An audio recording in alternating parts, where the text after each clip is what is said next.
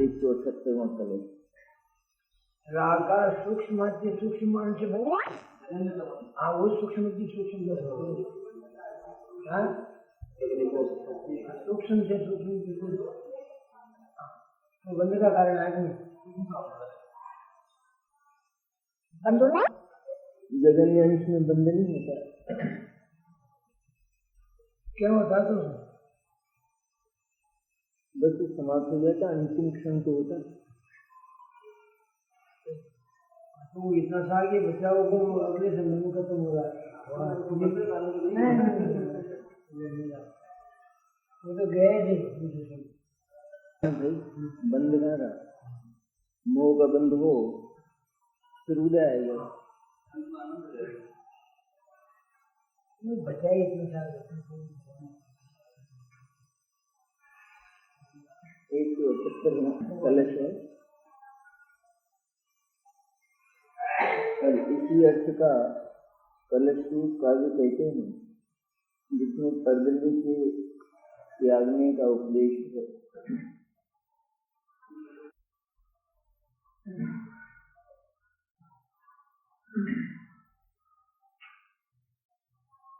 एक 178वां कलश। इत्यालोक्य विवेकितशिल पर द्रव्यं समाग्रं बला तन्मूलं बहुभाव संततिमिमा मुद्धतु कामसमम् आत्मानं समुपैति निर्भरवः पूर्णैर्जुतं विद्युतम् येनोन्मूलितबन्धयेष भगवान् नात्मात्मनि स्थूयति। इस प्रकार परद्रव्य और अपने भाव की निमित्त नैमित्तिकता को विचार करके परद्रव्य मूलक बहुभावों की संतति को एक ही साथ उखाड़ फेंकने का इच्छुक पुरुष उस समस्त परद्रव्य को बलपूर्वक भिन्न करके अतिशयता से बहते हुए पूर्ण एक संवेदन से युक्त अपनी आत्मा को प्राप्त करता है, जिसने कर्म बंधन को मूल से ही उखाड़ फेंका है। ऐसा भगवान आत्मा अपने में ही विराजमान होता है। इस प्रकार परद्रव्य और अपने भाव की निमित्त नैमित्तिकता का विचार करके इस प्रकार जिसने ये निश्चय किया कि जितने भी परद्रव्यात्मक भाव हैं वे परद्रव्य के निमित्त में होते हैं और वे भाव परद्रव्यात्मक होने से सचमुच मेरे नहीं हैं, मेरे स्वरूप नहीं हैं। इसलिए उन भावों की संतति उखाड़ फेंकने लायक है। ये सारे ही भाव समाप्त कर देने लायक हैं, ऐसा जिसने निश्चय किया। इस प्रकार विचार करके परद्रव्य मूलक बहुभावों की संतति को एक ही साथ उखाड़ फेंकने का इच्छुक पुरुष परद्रव्यों के होने पर स्वयं आत्मा की ही कमजोरी से परद्रव्य को दोष नहीं दे रहे हैं, केवल आत्मा के भावों की जो परिस्थिति है, व्यवहार परिस्थिति, उसकी ओर संकेत कर रहे हैं। व्यवहार परिस्थिति भी निश्चित है, ऐसा कहते। परद्रव्य न हो परद्रव्यात्मक भाव हो जाए ऐसा नहीं होता है, लेकिन परद्रव्यात्मक भाव अर्थात रागादि भाव परद्रव्य के होने पर होता है, यह बात होने पर भी आत्मा करता है तो होता है। आत्मा का उपादान स्वयं कमजोर हो अथवा आत्मा अज्ञान से ग्रस्त हो, तभी परद्रव्य के होने पर वे परद्रव्यात्मक अज्ञान और रागादि भाव होते हैं। यहाँ तो क्या बताया है खास कि जितने भी भाव होते हैं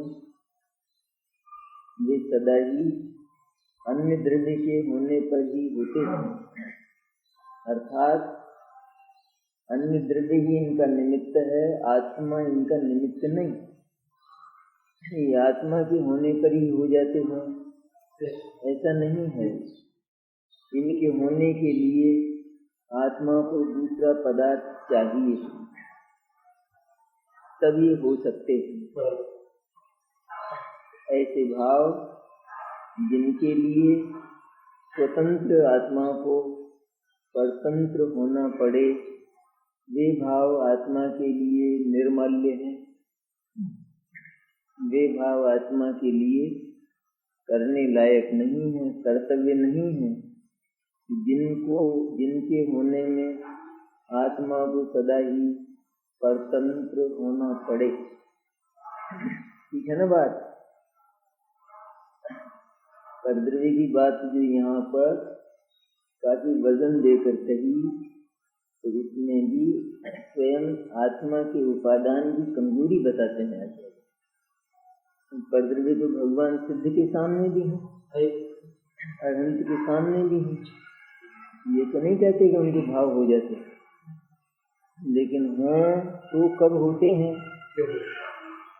तो इस तरह के भाव आत्मा अकेला नहीं कर सकता।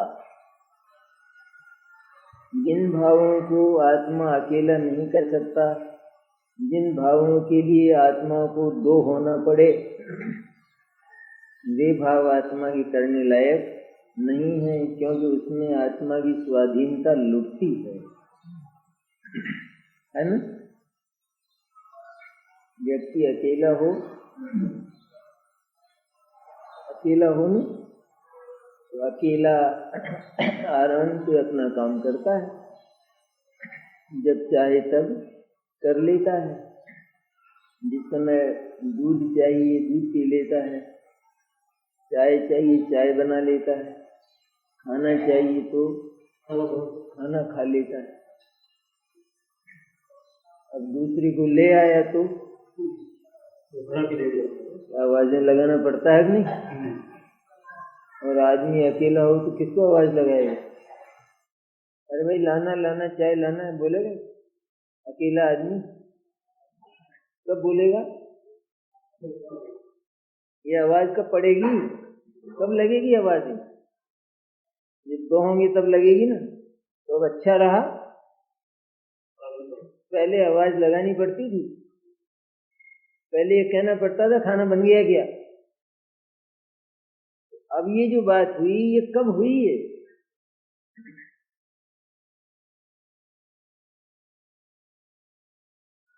तो आदमी भले ही आगे होकर काठ में पाँव दे तो इसका कोई क्या करे? और वो भी पैसे खर्च करके बैंड बजा कर, यूं नहीं, काठ में पाँव देने के लिए, अपना पैर तोड़वाने के लिए बैंड मंगाए, बजवावे, बैंड नहीं आवे तो नाराज हो जाए, रूठ जाए।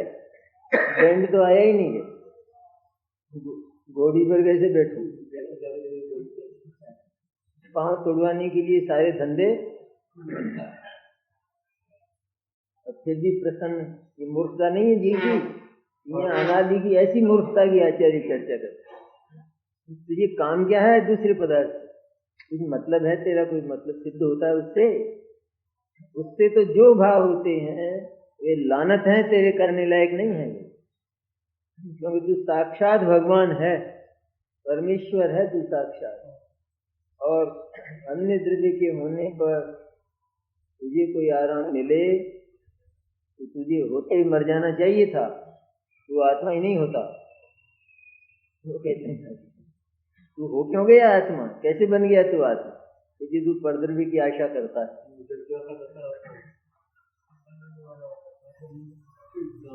इसलिए जब ज्ञान दशा होती है, ये ज्ञान की आंधी चलती है और वो ज्ञान की आंधी बहुभावों की संतति को एक ही साथ उखाड़ फेंकने को इच्छुक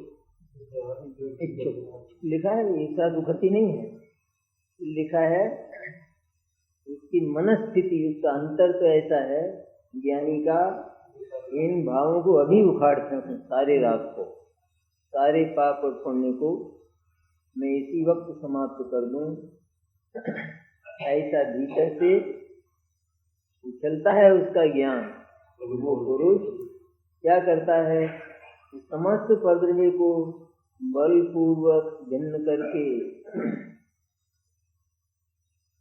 जो मोक्ष मार्ग के मजे हैं ये, समस्त परद्रव्य को बलपूर्वक, लिखा बलपूर्वक में धक्का देके तो क्या करे,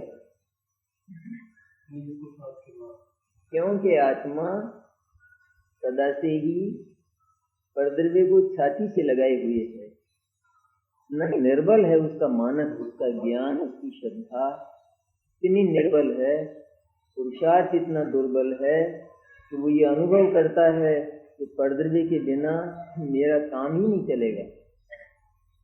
तो ये क्या करेगा, ये जो अनादि की आदत है, व्यसन, मिथ्या दर्शन और मिथ्या ज्ञान का जो अनादि का व्यसन है, वह व्यसन पूर्ण पुरुषार्थ के प्रयोग के बिना समाप्त नहीं हो सकता।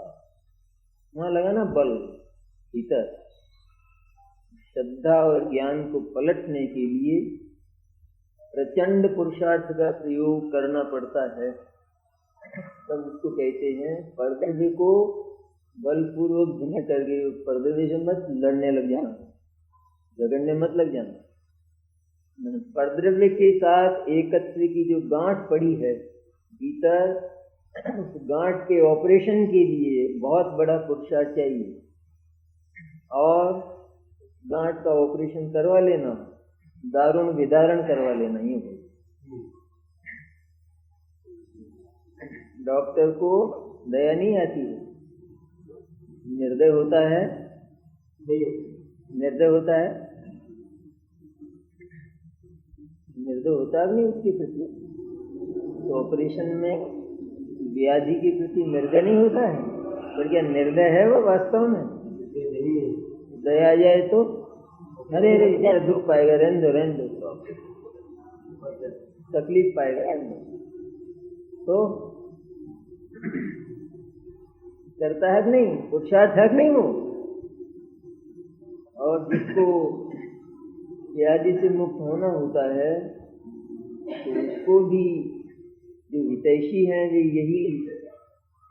यही सलाह देते हैं, यही परामर्श देते हैं, एक बार तो मन को कठोर करके ऑपरेशन करवा लो, वरना तकलीफ बढ़ जाएगी। इसी तरह यहाँ कहते हैं बलपूर्वक अपना समस्त बल आत्मा और परद्रव्य का भेद करने में लगा दो और आत्मा को ग्रहण कर लो। ये है आचार्य का अनुरोध, समस्त परद्रव्य को बलपूर्वक भिन्न करके, बलपूर्वक शब्द है ना, मार्मिक है नहीं थोड़ा, क्या बल करें, क्या बल, कहाँ बल लगाएं? अनादि से आत्मा बहुत कमजोर है, जहाँ परद्रव्य दिखता है वहीं फिसल जाता है, इतना कमजोर, इतनी नियत इसकी खोटी है।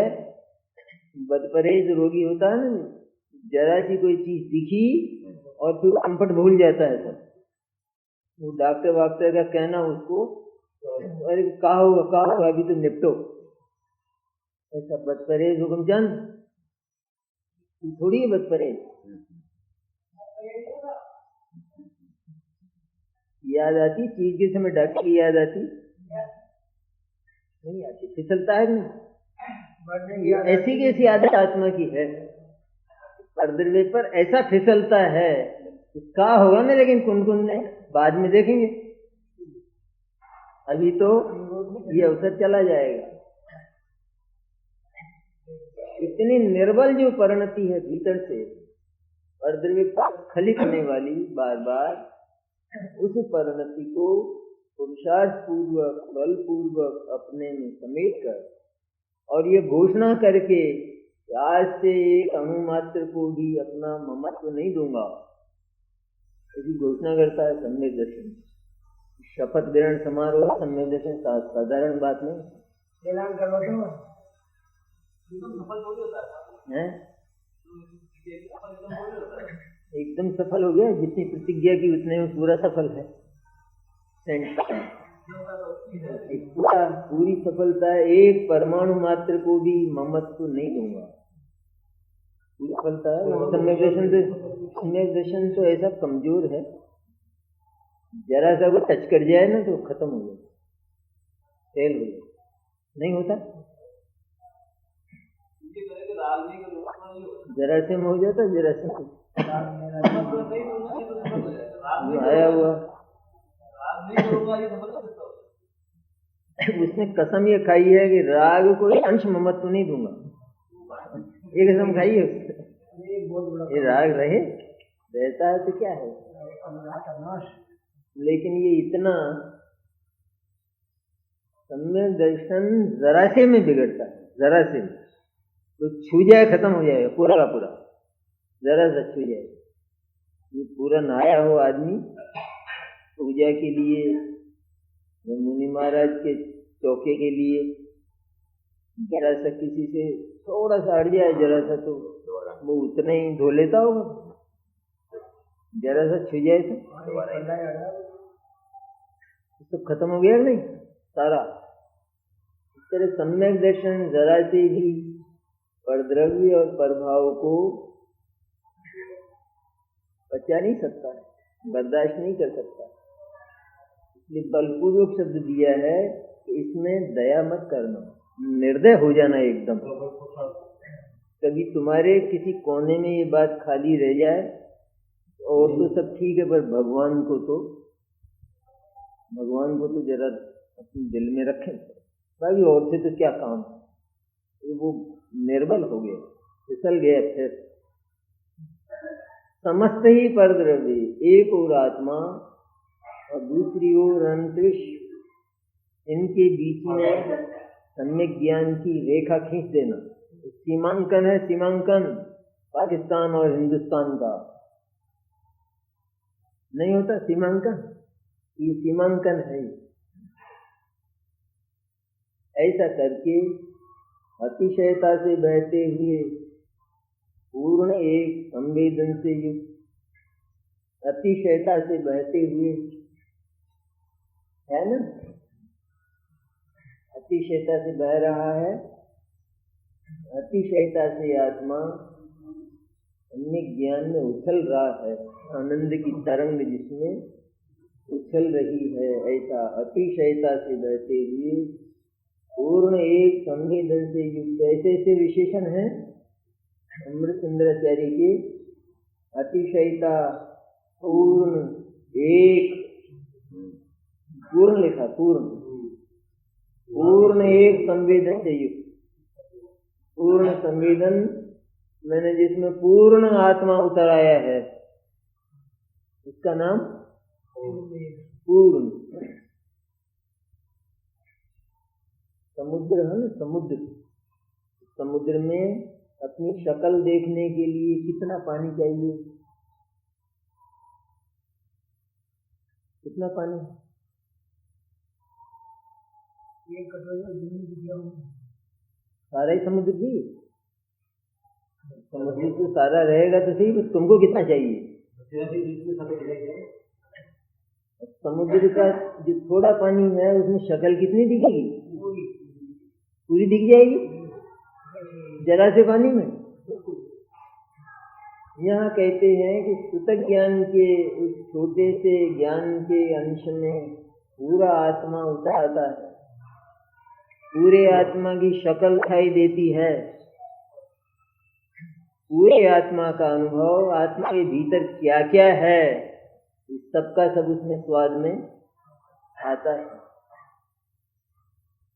ऐसे संवेदन से युक्त अपने आत्मा को प्राप्त करता है ना? स्पष्ट है कि नहीं?